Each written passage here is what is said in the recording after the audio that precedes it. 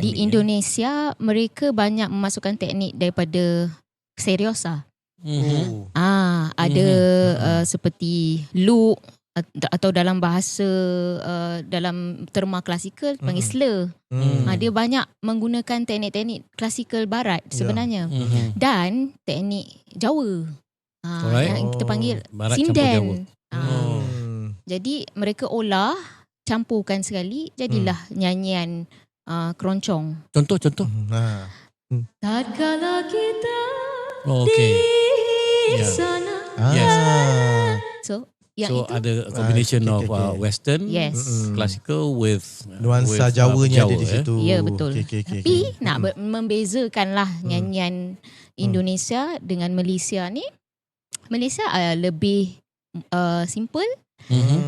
Dia banyak menggunakan lenggok yang tidak terlalu rumit lah. Maksudnya hanya menggunakan slur, melambatkan sahaja tempo.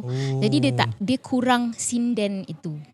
Boleh dengar balik macam penyanyi seperti Kartina Dahari, Mariam Ahmad. So dia punya gaya nyanyian itu berbeza lah kalau nak dibandingkan dengan penyanyi contoh. Indonesia. Kartina Dahari, Angin Menderu.